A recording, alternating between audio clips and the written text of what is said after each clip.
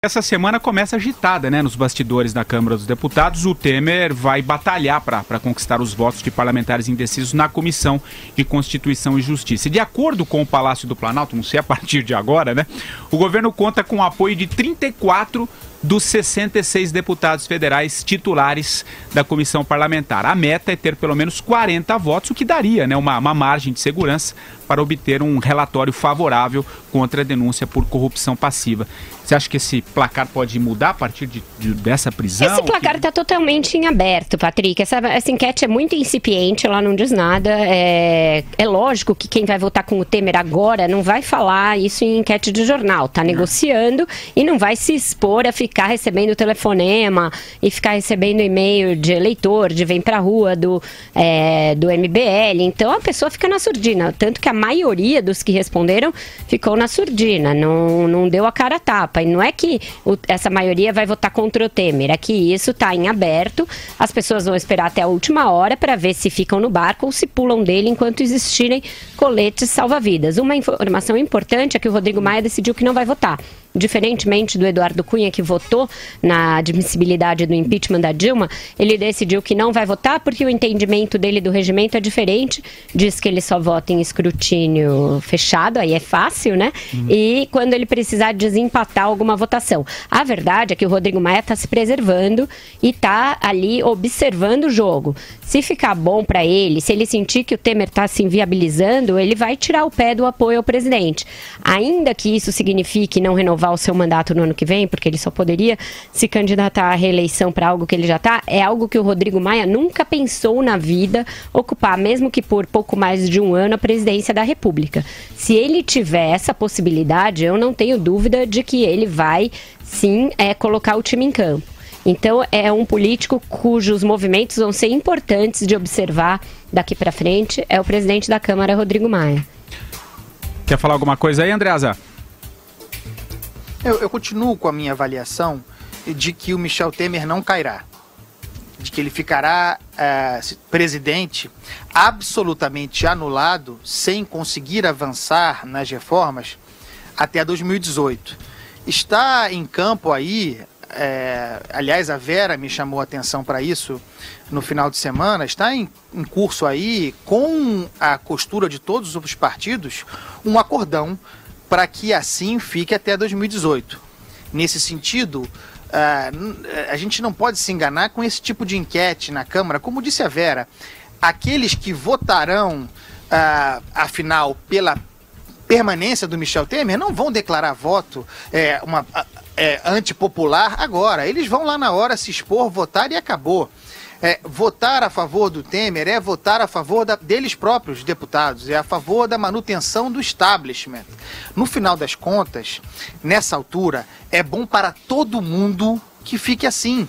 É bom para o Michel Temer que ele conclua o mandato dele em 2018, anulado, e depois desaparecer da vida pública. É bom para o PSDB, cujos candidatos estão aí e dependem e tem mais força, terão melhor sorte se as coisas caminharem até 2018. O Geraldo Alckmin, por exemplo, costurando muito bem para ser o candidato, mas tem o Dória como alternativa, e para o PT também.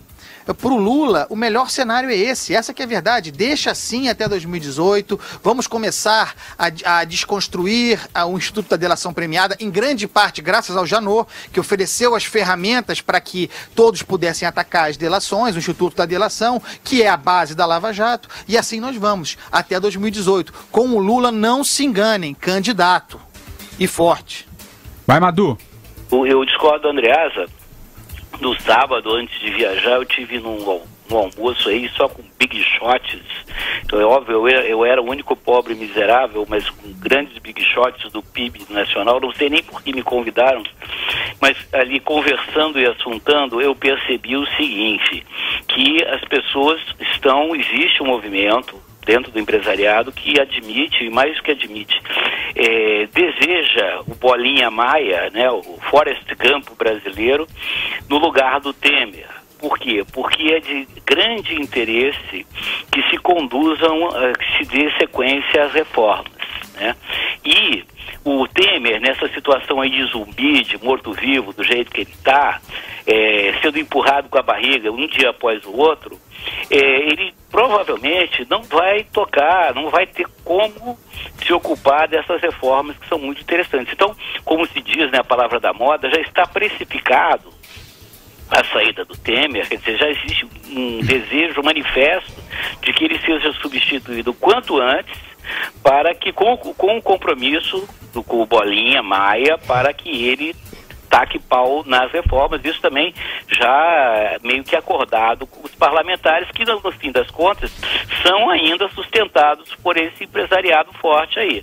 Quer dizer, o Temer, pelo que eu entendi, pelo que eu tentei lá, não tem essa perspicácia, por exemplo, de uma Vera Magalhães, mas eu percebi que é mais ou menos quase que carta fora do baralho. Posso estar enganado. Olha, hoje teve uma notícia importante, Patrick, que a agência Moody's já está ameaçando rever a nota do Brasil para baixo e já está apostando que as reformas têm pouca chance de passar. Antes do programa, hoje eu conversei com o presidente do Senado, Eunício Oliveira.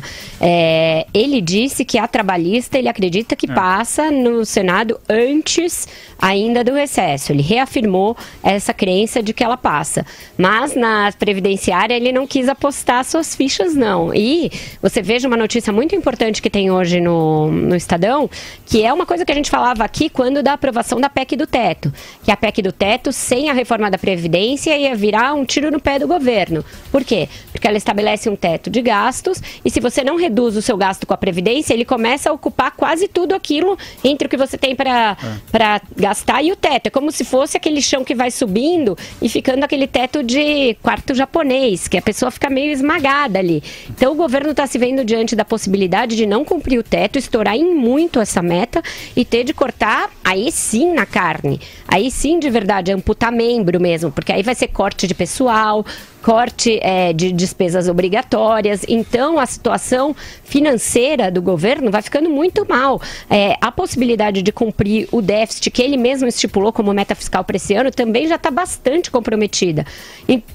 Eles cancelaram no fim de semana o tal do reajuste do Bolsa Família, que era anunciado como uma política, uma das poucas políticas do Temer na área social.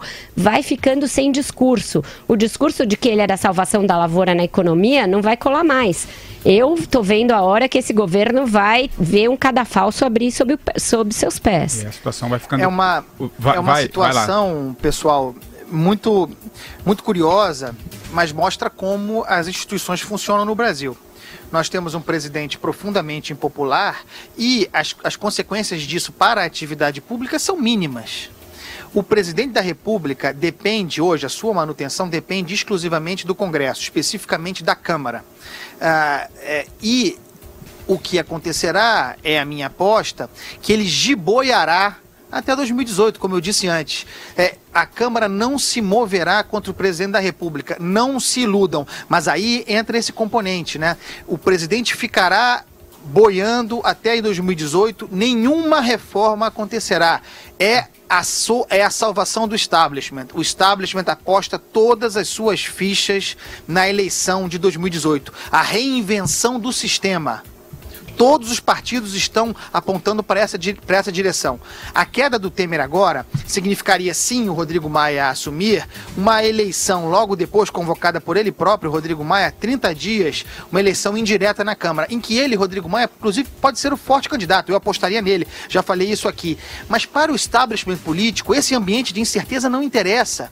As pessoas precisam entender que a Câmara, o Congresso de modo geral, não trabalha há muito tempo para os interesses brasileiros, mas para o interesse próprio, corporativista, da classe política. Nesse sentido, fará de tudo para manter as suas regalias, os seus espaços, a sua estrutura, o establishment que eu falo tanto aqui. Então, se eu tivesse de apostar, repito, Temer não cairá, estará fraco, cairá cada vez mais, diminuirá o seu espaço, mas não deixará de ser presidente. A gente vai viver agora, até 2018, um período triste de paralisação total do país, mas sem mudança no comando. Tenho minhas dúvidas, Andreasa, porque incerteza maior está ficando o Temer, né? Um monte de aliado preso, sem você saber, por exemplo, a soltura do Rocha Loures, significa que ele vai começar a delatar? Todo mundo está achando que pode ser isso, porque foi muito extemporânea, contrária à própria decisão do Fachin. Se ele delatar, é um outro risco muito grande. O presidente vai virando uma coisa meio gelatinosa, uma ameba que disforme. O mercado não gosta disso, o investidor não gosta disso.